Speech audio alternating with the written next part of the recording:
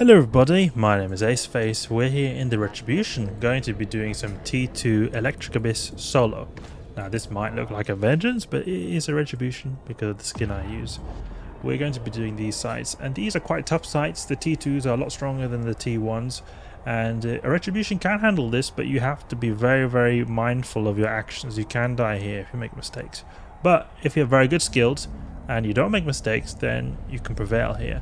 In my opinion, I think that the Hawk is a lot more dummy-proof ship to use in T2 solo in the darks. It still requires quite a bit of skill, but I think that the Retribution requires is even more skill intensive in terms of parting skills. If you make mistakes here, small mistakes, they're a lot less forgivable than in a Hawk, in my opinion. We'll go here and give this a go. I want to do this because right now I'm saving up for a Paladin, and I need to get some Dankisk, and I've been doing a lot of T4 Firestorms in my Gila, and I'm a little bit bored of it right now. So instead I was thinking of just taking the Retribution out and doing some T2s. I've already done a couple of sites, but I wanted to show you guys in one of these sites I'm going to do here. One of them actually came quite close to dying. Just shows that you need to be careful. I've also not run them for a long time, which is also a contributing factor to why I'm a little bit rusty. So hopefully no deaths here. We're in a fleet, yes, good. Okay. 3 frigates, activate for fleet. Good. Let's go. Retry, let's go. So I always like to start off in the T2 electrics with the Aurora. Oh, this is a tough wave. This is a tough wave. In this case, just burn in and burn them down. Imperial Navy. Actually, no, let's try to keep range, because these guys have a lot of tank. I just remembered now. We're not in a Hawk that's got unlimited tank. We've got a lot less tank in this Retribution. We can speed tank a lot. That's definitely something we can do. Oh, this is a big mistake I've already done. I went for the striking kicking more. I should have gone for the tangling one, because that's the guy who's going to cause us problems, the tangler. He's got the good slows. But if we keep our range like this using the Aurora, then we should be fine. We should be fine. They've got a range of about 30 kilometers, so we're going to be taking 0 DPS. It would be nice to just charge in and brute force this, but it's best to not take the risk. That's one really good benefit of this Retribution.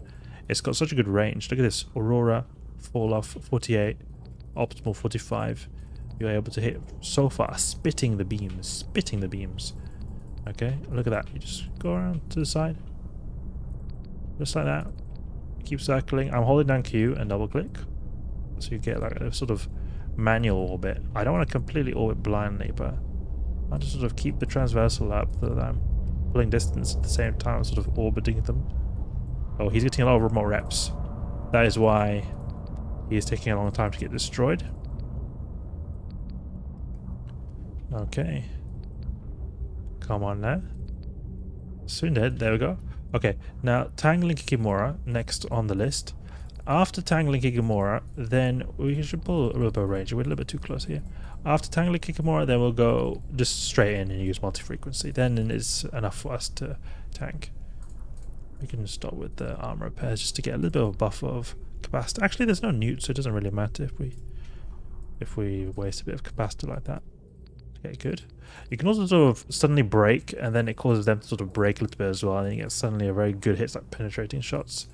It helps sometimes, I notice. I don't know if it's actually a thing, but I find that if I sort of lower them a little bit and make their velocity go down, then you sort of reduce their speed and get some nice spicier hits. Good. Okay, let's go straight in. We're using multi-frequency, and we keep it range 7.5. Okay, it does do a lot of damage, this guy. Strike kicking more, but we should be alright with the double armor repairs. We do much more damage like this with the multi-frequency. See, penetrating shot is good, and we can. It's just like a Damavik and a Kikimora. We can tank that. But 3 Kikimoras, these guys are really potent when it comes to their DPS. If they spool up to really high DPS numbers, they can challenge Gilas actually. Very strong these guys are. Probably one of the highest DPS waves you can find in the Abyss when they've spooled up. When they've not spooled up, then it's a different story. Okay, let's go to the bilateral cache now, because this Damavik is a bit slightly irrelevant. Give it a nice little pop here with the Aurora. Good. And then we go here. Here's the standard, just to guarantee that we're within the range while we're cruising towards this bioactive cache. Oh, we're hitting this down, but yeah, nice, 3.5 million. No like crazy loot, but it's something. And you have to remember we're doing T2s in Retribution. It's not too expensive, 50, I think it's 50 or 60 million the fit goes for, 60 million. Prices fluctuate. Prices fluctuate. Before this used to go for like 30, 40 million, or maybe 50 million. Okay, Lucid Deep Watch, so this is easy, but it's also a little bit tedious as well. Like this, go for the Lucid Escort straight away with the radio. Oh, not the radio, the Aurora. And just snipe him. See that? We're just destroying all like that. And I want to just get close to the Lucid Deep Watcher as quickly as possible. Let's get that wreck. Good. Ah, we didn't get it, as per usual. Often I don't get these wrecks here. Standard. Wreck it. Or loot it. Orbit 500.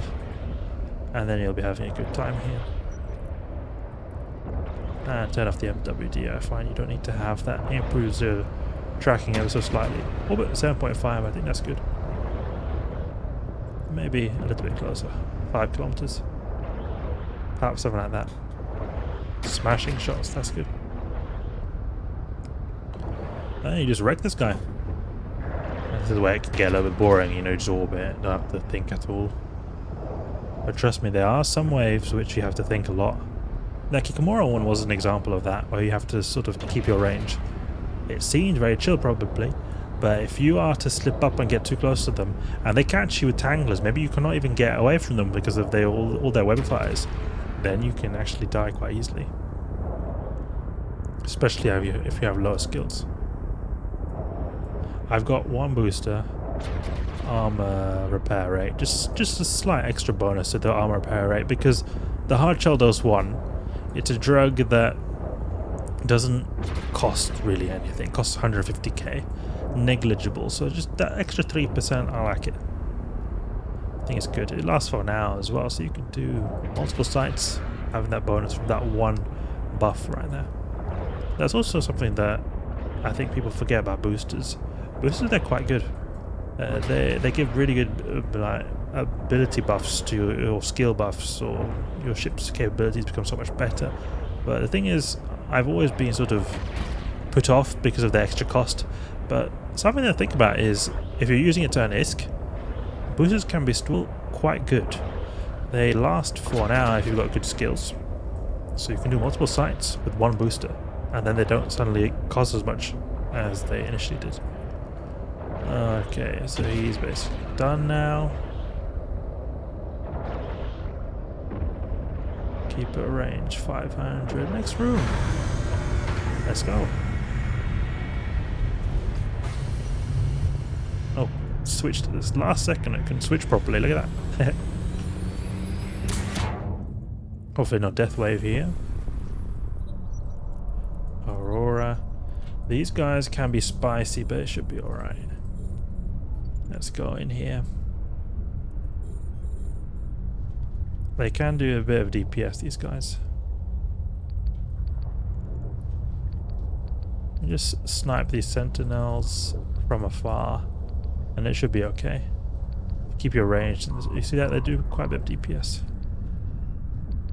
But it should be okay. Keep our range. Keep velocity up. Get a little bit further away from these guys. Look, some of those FE altitudes are getting very close. That's not necessary here. But it's these sentinels who are doing the majority of the damage. And the Lucid Watchman. The reason I go for sentinel, we're doing too much damage here. Let's increase velocity slightly. Oh, move please. Oh, it's because of the tracking pylon. You see that tracking pylon? Where's the tracking pylon? Is that the one it is? That's not good. That increases their capabilities of tracking us. But they're all over the place, which is a bit annoying. Good, I overheated the afterburner or the MWD just slightly there. So that we could get some slight extra advantages here. Oof. Look at the amount of damage we're This is where we want to use this Synth Exile. Gives us some extra armor repair capabilities.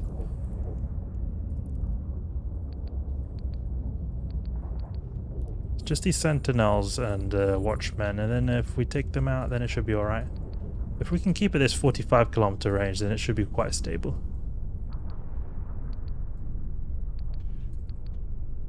Should be quite stable. You see they're missing a lot now.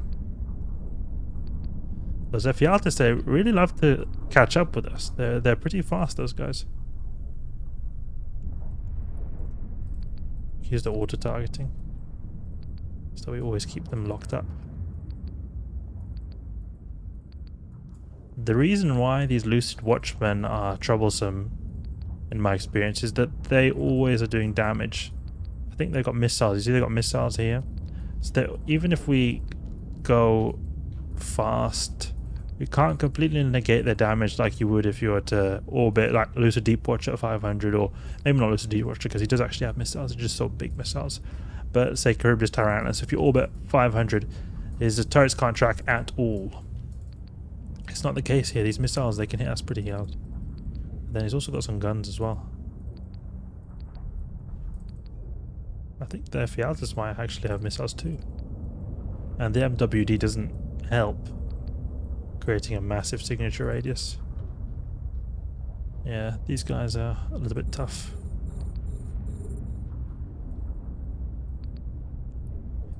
But that's the good thing about being slightly cap stable here. Even though we're not cap stable in normal space, we are in the abyss. So we're able to just keep constantly armor repairing. We've got quite a lot of armor repair rate. 44. Some okay resists. Yeah, it's a bit tough, you know. Tiny little Retribution has a lot to deal with, a lot on his plate. But he's getting through. He's getting through. Look at that. Okay. There we go. Sentinel down. So now it's just these Ephialtes. Now it'll be a lot easier. Now we can chill. Just multi-frequency. We can face tank these guys, no problem. And we'll destroy them pretty quickly as well. They're low HP targets, these guys. Could have been an idea to take them out first, since they have low HP.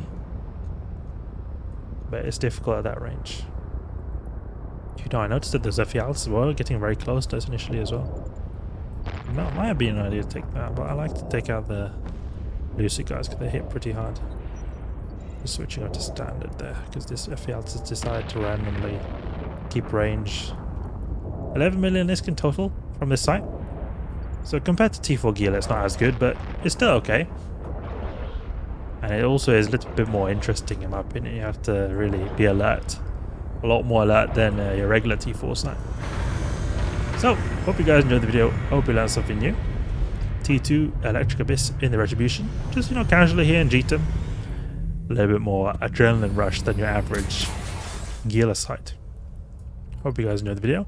If you did, please leave a like and subscribe. I'll catch you guys later.